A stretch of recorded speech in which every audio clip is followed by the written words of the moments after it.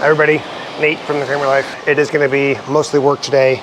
Very little talking, but I do want to get you guys caught up on where we are on this project of replacing the floor in the 1930s farmhouse.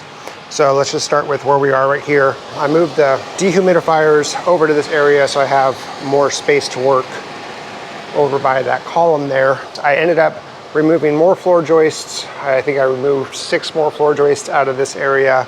I also removed a second portion of the mid-span beam right here. Kind of mark some things out like the bottom of the beam here, the top of the beam, the bottom of the rim joists, that kind of stuff. So I'll start laying that stuff out today. So you can see I have the sill plate on. I have my, whatever this stuff is called. Got my, these are Simpson strong tie Titan screw bolts in there.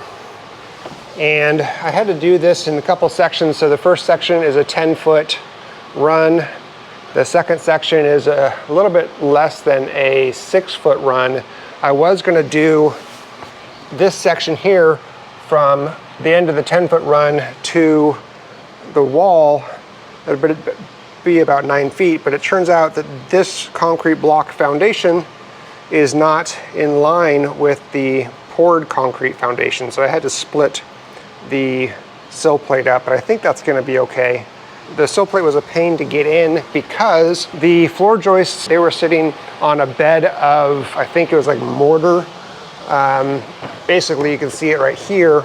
I cut this floor joist out last night, and you can see that it's sitting on a pretty significant bed. I think this is just mortar or concrete mix. And so basically what I had to do is I had to cut the beam all the way back to the end here and then grind down all of the piles that we had, that the floor joists were sitting on, and that created just a ginormous mess. Have just tons of, you can just see the fine dust that it created, and that stuff is just everywhere. Everything is just caked with that. And then I also supported our plumbing and electrical lines. Actually removed a lot of the electrical lines, turned off the circuit breakers, all that kind of stuff. So today we're ready to just start working. So let's just start working.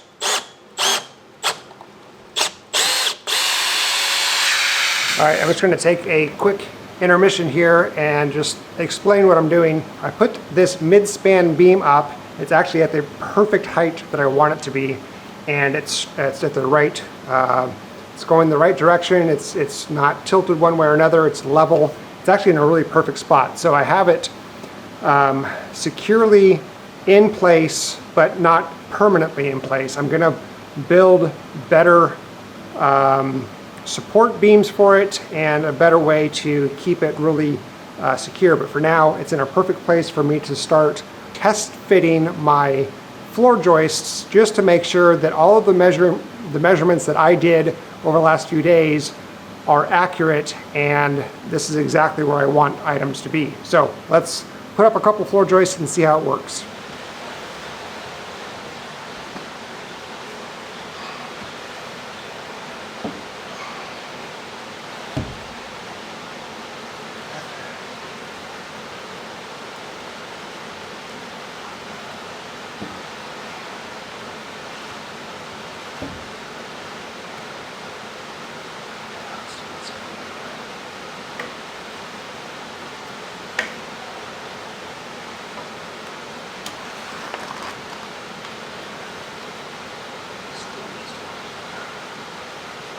Trying to figure out how much to notch it.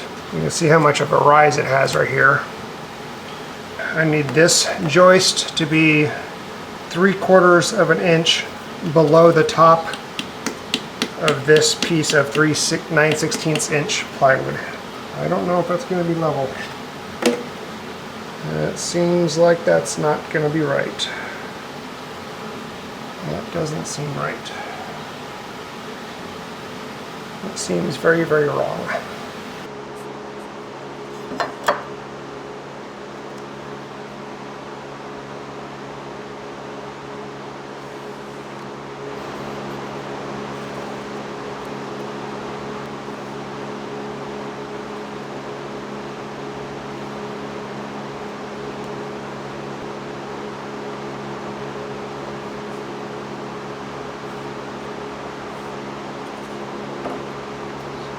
Just realized this is wrong. This is backwards.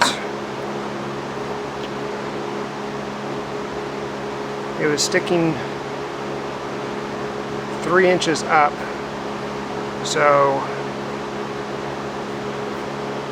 3 inches has to come off the bottom, not off of the, and then 3/4 of an inch for the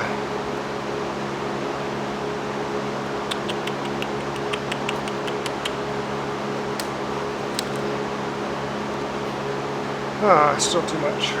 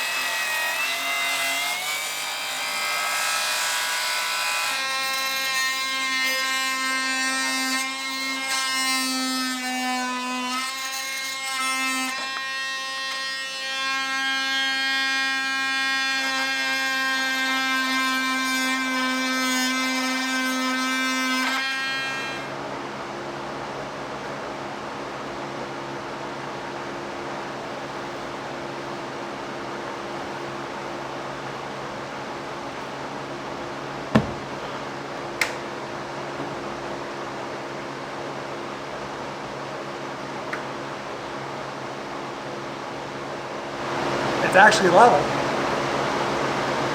All right, that's cool. All right, the moment of truth. Survey says it's flush.